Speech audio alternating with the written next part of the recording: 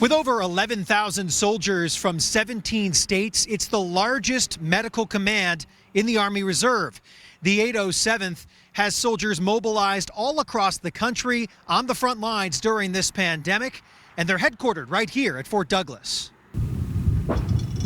This is not the war that we expected to be in. It's not the enemy we expected to fight, nor is it the terrain that we expected to fight on. However, it's the fight that we are in, and it's a fight that we must win. Army Reserve medics and nurses from all walks of life have been mobilized, some with the operational command post in San Antonio, Texas. We actually had to create a whole new type of medical unit. Others in the newly created Urban Augmentation Medical Task Forces, being staged across the nation. Normally, we get pretty significant advance notice as a reserve component if we're going to be mobilized, at least 30 days. Instead, it was days, maybe a week's notice. And all these folks are out doing a myriad of different other jobs in the community. Not all are medical professionals by day, but they contribute to the medical command. This is an opportunity for us to show that the Army Reserve is very adaptable and agile and is ready to respond at a moment's notice, anywhere, anytime, any place, in order to execute the missions that we've been given. It may not be a trauma care setup in a combat zone.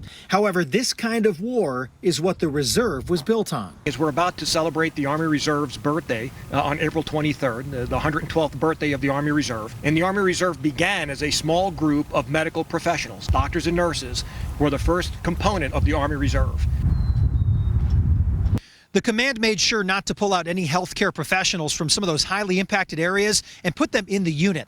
The plan for the mission was about 180 days in hopes that the pandemic ends sooner.